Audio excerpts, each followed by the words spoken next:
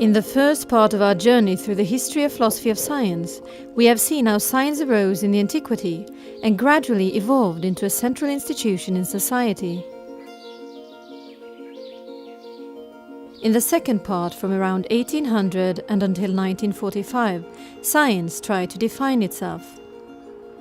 This search for an agreement on what science is happened mostly from within the scientific community. Now, after World War II, society intervenes in science, and scientists also move away from the idea that science is an isolated activity in society. The war made the scientific community consider its foundations and ways of developing knowledge, even if there was no agreement about what that should imply. A pluralism in ways of thinking about science developed.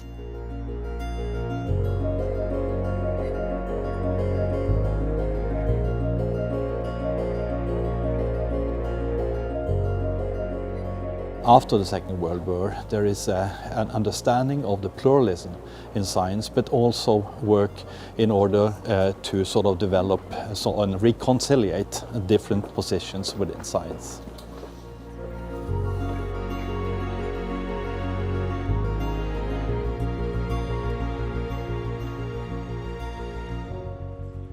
This became the focus of the French philosopher Jean-Paul Sartre, that was inspired by Martin Heidegger and developed the philosophy of existentialism. In many ways, he took up the way of thinking that Descartes started. He started with a subject, and that was in the time of natural science. Starting with a subject was a kind of revolutionary new beginning, and he wanted to make a synthesis of the subjective, the world of the consciousness, of the soul, of the subject on one hand, and the objective world of science on the other. And the objective world he called being in itself, and the kind of being that consciousness were, that the human soul or thinking were, he called being for itself. Sartre inspired what would become a particular tradition of French thinking in philosophy, often referred to as post-structuralism and postmodernism. This new way of thinking questioned the central role of subjectivity. We shouldn't forget that Sartre was the most important living French philosopher in the 50s and the 60s. So all these people knew about Sartre and read him, and some of them even knew him personally. I mean, some of them did politics with him personally, for instance, in the 70s. So there is certainly a relationship. I would say, first of all, they all have this critical relationship. They are critical about his ideas. Society reacted to what scientists had been doing during the war, and there was pressure to have more democratic influence and control over science, and to lay down ethical guidelines. The Universal Declaration of Human Rights was adopted by the United Nations General Assembly in Paris on the 10th of December 1948. It didn't address science directly, but made clear remarks about unethical behavior and assaults against all human beings. As there were increasing reports on scientific human experiments during the Nazi period, work was started in 1953 by the World Medical Association to lay down ethical guidelines for research on humans, what became the Declaration of Helsinki in 1964. Philosophers engaged in trying to learn from what had happened before and during World War II. Among these were the Polish philosopher Zygmunt Bauman, who later wrote the book Modernity and the Holocaust. Abenza's survivors were walking skeletons. Most of them couldn't even walk or crawl. He said that Holocaust has been treated in the philosophy of, how can I say, more as a Jewish problem, but then he tried to have a focus from a more scientific approach from sociology and asked the question, how was this possible? And one of his idea is that the society today has this latent threat that Holocaust can happen again.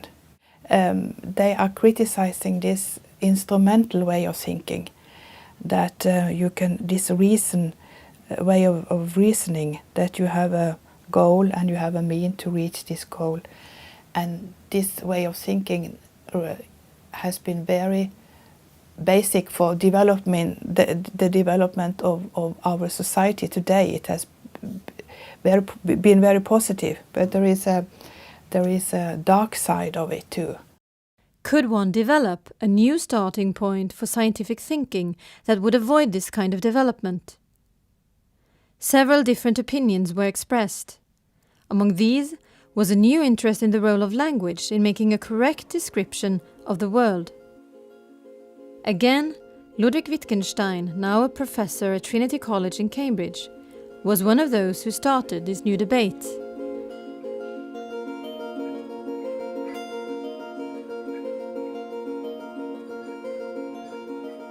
I'm now going to take from the case one of Wittgenstein's notebooks. We have a large collection of Wittgenstein philosophical notebooks and papers. He was a fellow of Trinity until his death in 1951.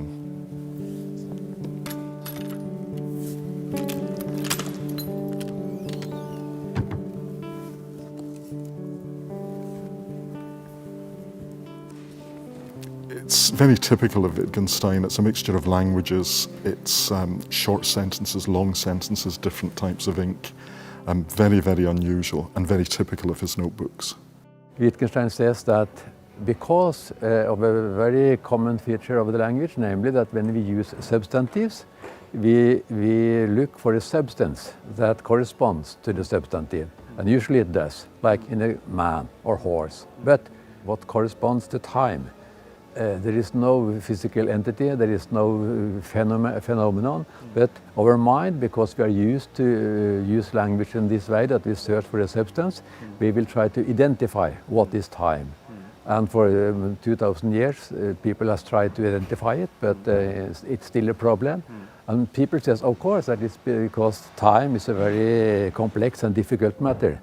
And Wittgenstein says, no, it's the way you pose the question that causes the problems. Because when we ask what is time, then we are starting to looking for if we will just move forward, we will come to an end where we have identified time. If that was the case, well, in 2000 years, we should have been able to have done it. And then he go further and said that this problem doesn't only regards the question of time. If you ask, for instance, what is meaning, and like in this course, what is science? You will have the same problem if you think that you will be able to find a finite answer.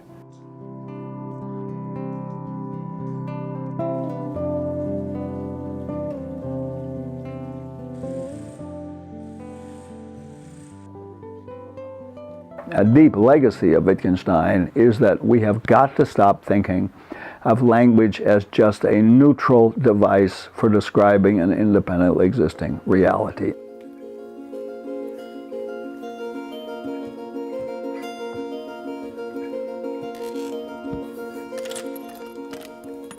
Not all agreed with Wittgenstein on the importance of language. Among the skeptics were Wittgenstein's cousin Friedrich von Hayek and the Austrian philosopher Karl Popper.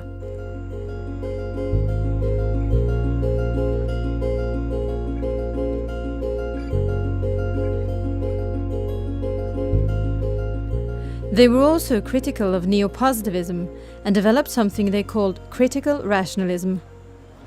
Both Friedrich von Hayek and Karl Popper were skeptical to the Vienna Circle and their thinking.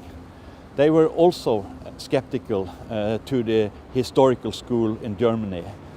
They were afraid of a science that would lead to some sort of relativism. But on the other hand, they were afraid of a science that could have some sort of absolute claim on knowledge. So they tried to figure out how to balance a way of thinking science and truth, and on the other hand, not fall into any of these traps. Hayek was very much against the idea of a unity of science. He thought it was the wrong idea to take the methods and ideas from natural science and transfer it over to social science. This could lead to an engineering thinking in social matters, which he saw as a threat to society. Rather, the society has to be understood in its own way. And part of that is to understand that society is an evolutionary process. He illustrated this by saying that even if society is the result of human action, it is not necessarily the result of human design.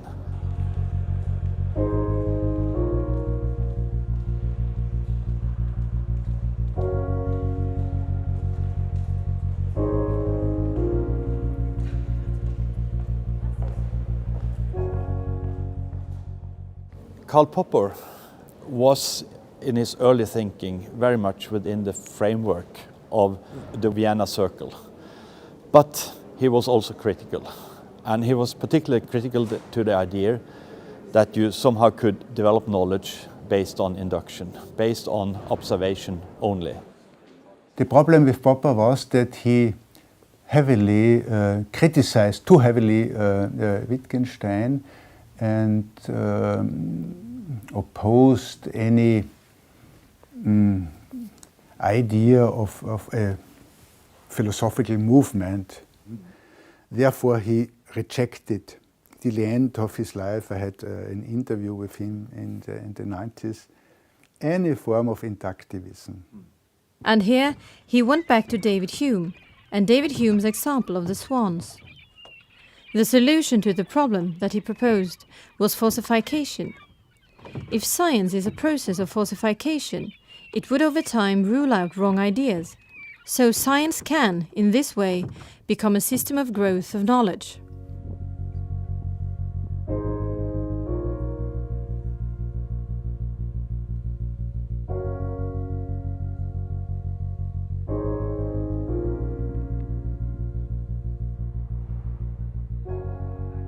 So, in the 1950s, in this questioning about what science is and should, again there was a parallel development in art and science. What starts to become more apparent both in science and in art is criticism and protests. One of the most visible expressions of this came from beat art. It was a huge reaction, a reaction to, to the atom bomb, to the dishwashing machine, to the car, to the constraints of the family, to religion, to the kitchen sink. It was a reaction to, to suburbia, to normality in a way. Did they have any rules? Were there any sort of program? No, the rule was to have no rule. The rule was that you should experiment and try to find, an inner platform where you could, just be you in a way. And just by looking at this picture here, I think it's quite evident how it was all about, finding a space like this, like this canvas where you could be yourself, where you could project your own inner emotions. The beat culture flourished in San Francisco and the Bay Area and became an element in the movement that included civil rights and later the hippies. The goal in San Francisco. This context influenced the universities in the area.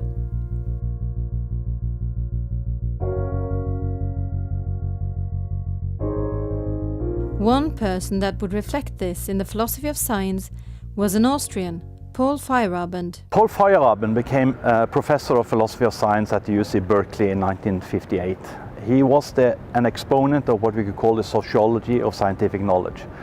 And he remarked when he arrived here that the university was generally still a white male enterprise, and scientific discourse strongly influenced by that.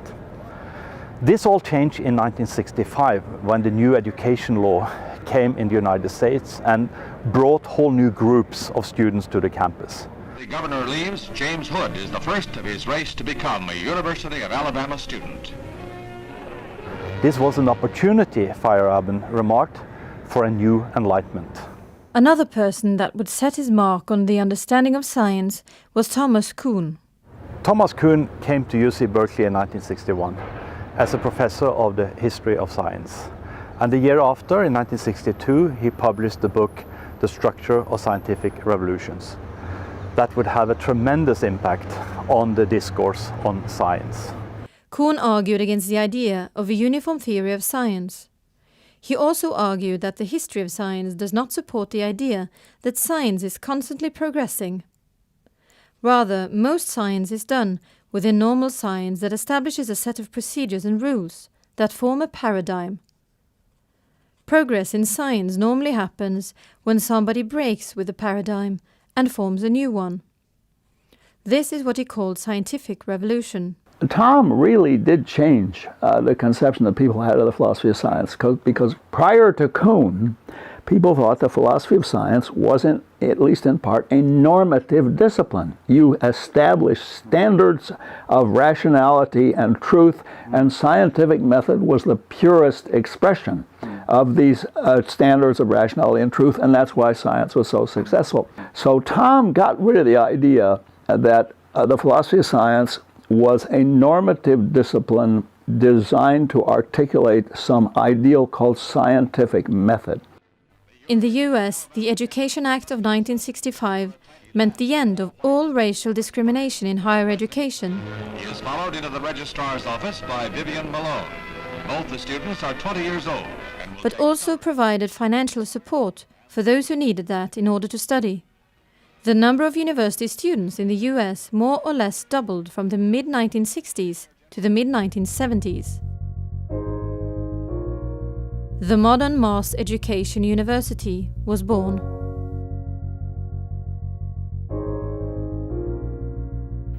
It will move. It will spread. The academic year of 1964-65 marked the beginning of the free speech movement protest at UC Berkeley. And they can't understand why those people are put under curfew, why they're tear gassed. It started a student movement that would change the shape of the university worldwide, as it inspired student strikes and uprising, both in the US, We're going to go and face those pigs. in Germany,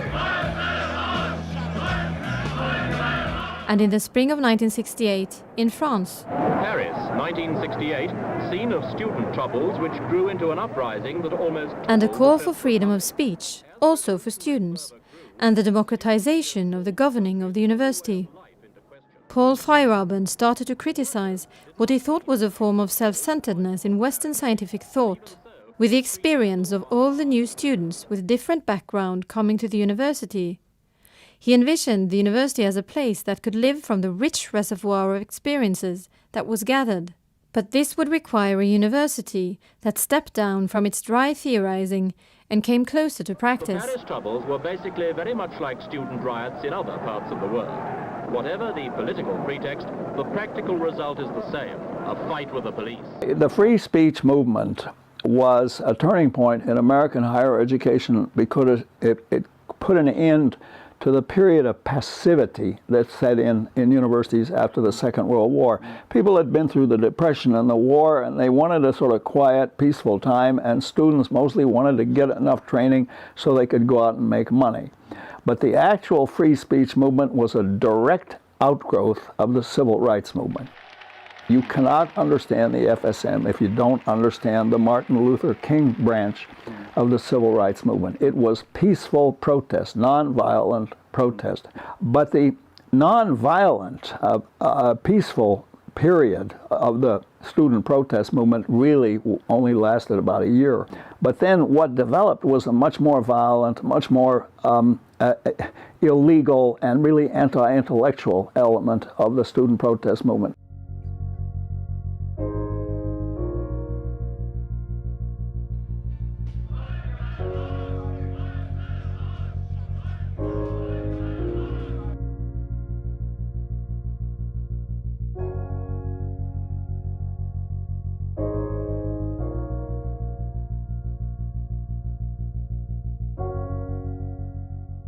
The student revolt in Germany started with a demonstration here at the Freie Universität in the summer of 1966.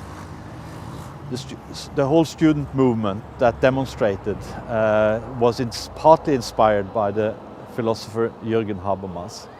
Habermas had in his book in 1966, The Transformation of the Public Sphere, argued that democratization in society should also include science. Science is part of society and should be within the sphere of democratic thinking. Students use this to argue for democratization of the university and for criticizing the hierarchical structures of the university. These demonstrations then continued and escalated until in the 1968 there was a big revolt among the students here in Germany.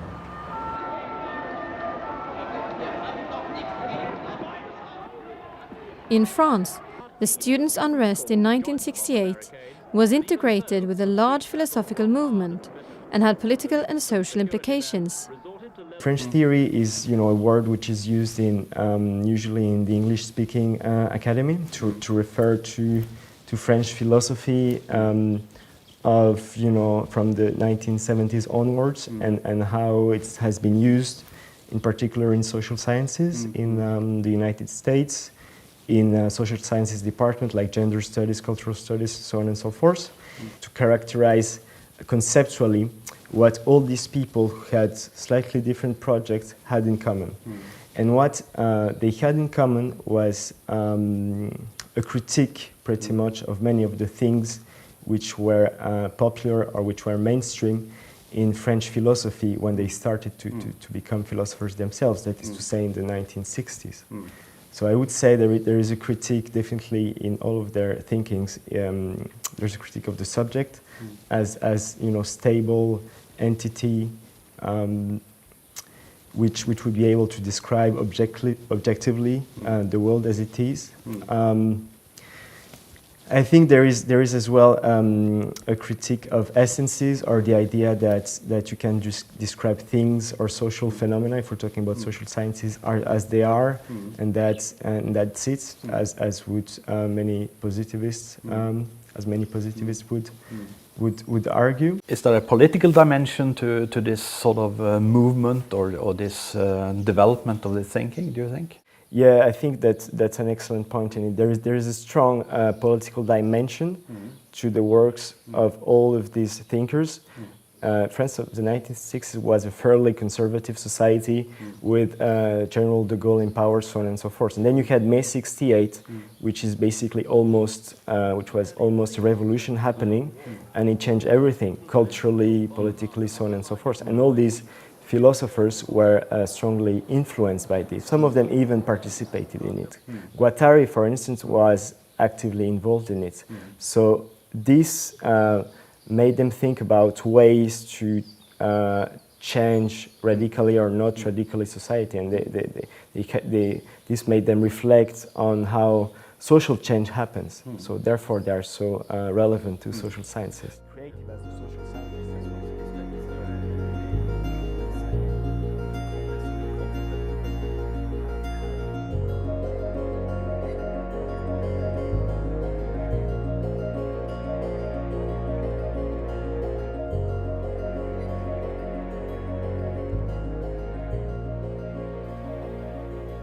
Paul Feyerabend saw the positivistic idea of one unified definition of science as a threat to the role science should play in society.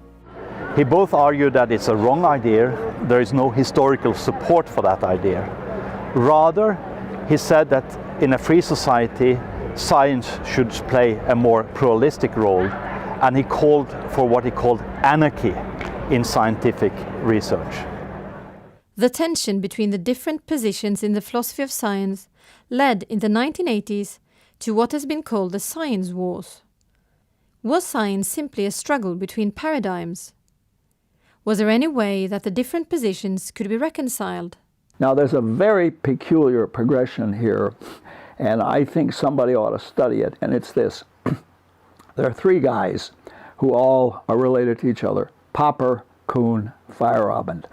And now, in a sense, Popper produced exactly what he most feared, what he most hated, a kind of irrationalism.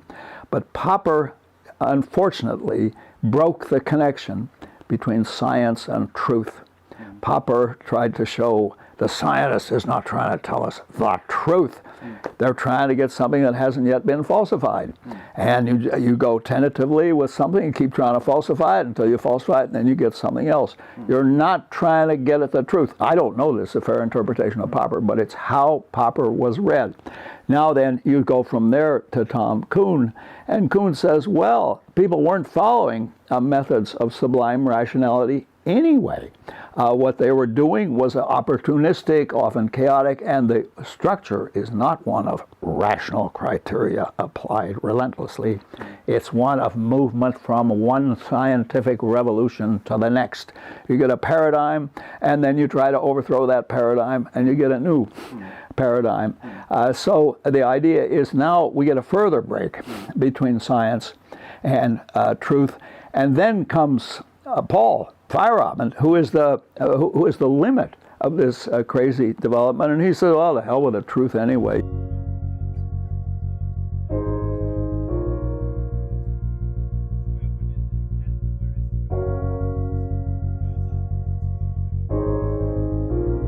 One argument that had the potential to understand the different paradigms beyond the conflicting opinions was to argue in terms of discourses, that different positions in science were defined by different discursive practices. The problem is not that we are bad language users. The problem is rather the opposite, that we are so good language users that we think that language is a tool that is possible to answer all kinds of questions. But suddenly in the science and philosophy, we turn up against the questions that we cannot answer, not because of the matter in question, but because of the way we pose the question. And therefore Wittgenstein tried to show that this way of doing science and philosophy, which think you can reach a final answer, is based on a misunderstanding of language. Because if language was, so to speak, guided by one logical form, then language will be able to make pictures of reality. What Wittgenstein shows is that there are so many forms of language, so many uses of language, and so many contexts in which it's used.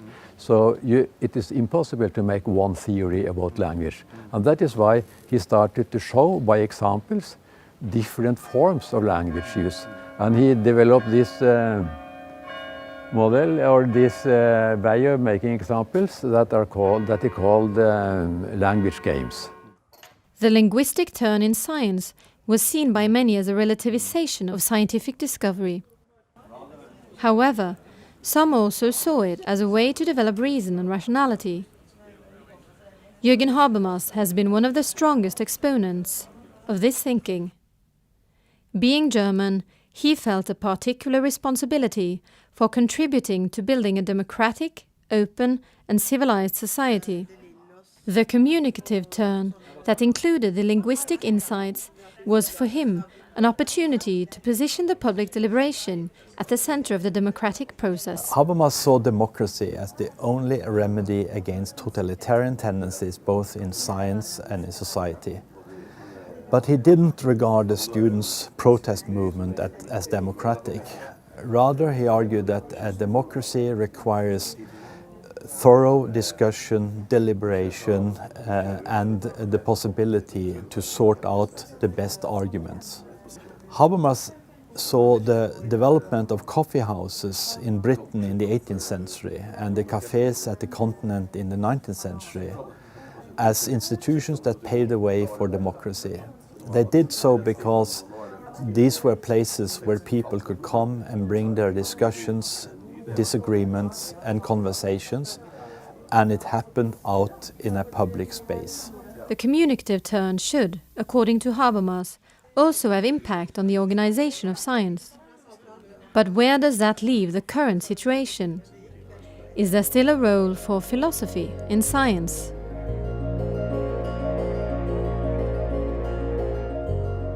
See, I don't think of science as a uniform phenomenon. I think if you look at this university, there are lots of different people doing all sorts of different things. Now, what goes on in chemistry departments is not at all like what goes on in economics or sociology. I don't know if economics is a science or not, but I think they're making some disastrously mistaken assumptions in economics departments, and I couldn't say that about chemistry because I don't know enough. But I think that we shouldn't assume there's a unified phenomenon called science. There are a series of disparate sciences, and over a period of a very long time, the natural sciences have developed a certain kind of a style of investigation that seems to be very productive. By natural science, I mean things like physics and chemistry and biochemistry and biology. But that's quite different from such social sciences as economics and political science.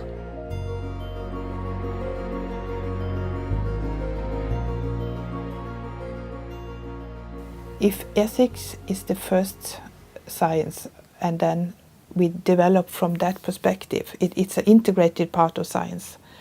But on the other side, I don't know if that's possible, more theoretical. It's very complicated, theoretical.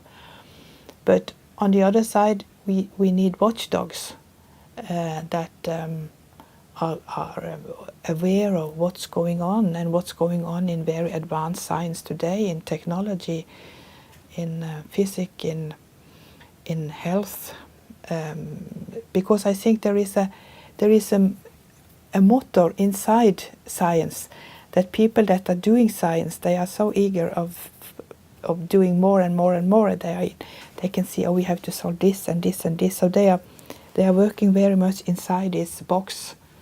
But we need someone outside that said, no, maybe we should stop here, or maybe we should take it different. We have to be aware, or we have to discuss this.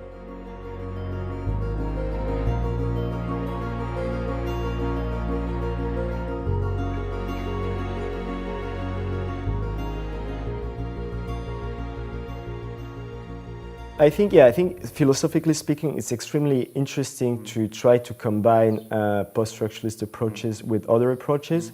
So phenomenology is one, definitely, but as well, for instance, critical theory. I think it would be very, very interesting. Perhaps as well the tradition of Marxism and so on and so forth. And as well, more broadly, in particular for social sciences, I think it's what is interesting for researchers is to understand what is going on in society now, social change. So I think now researchers would need to use these theories to understand what is new now, because this is how you can be creative, I think, and with the philosophy.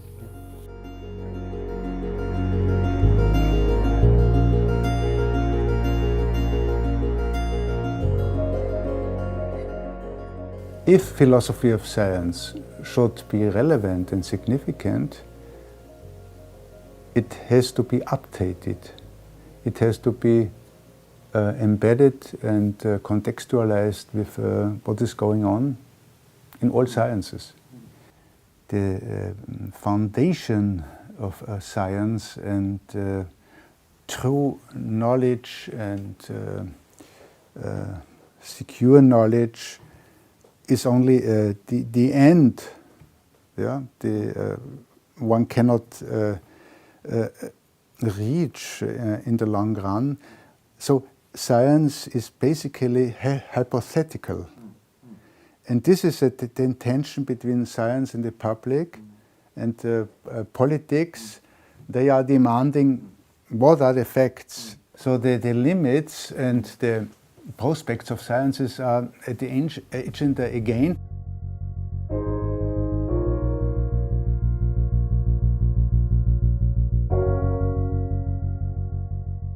Well, the philosophers' questions tend to be very broad conceptual questions. So the question, what causes cancer, that's not a philosopher's question. That's a question for the medical and biological sciences. But what is the nature of causation? That's a philosopher's question. That's the kind of question that worries me, because it's a conceptual question.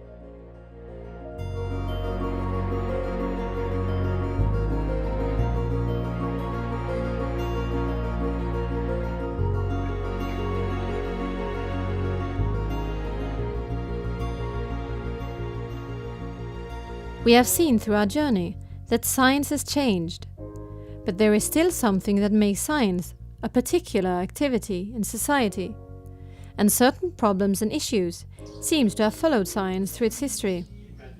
In some sense, we are still struggling with some of the ancient philosophical questions. The influences of Aristotle are seen almost everywhere, both in the proponents of science, but also in the opponents of science, if you like, or the alternative ways of thinking science. So in a way, every aspect of modern conceptions of science are molded in a way in the forms that were laid out by Aristotle. I mean, both the people who are very oriented towards, you know, what you might call conventional empirical research, they are in a sort of stream of influence from Aristotle, but also the people who claim what's called experiential learning, if you like, are also inspired by different parts of Aristotle.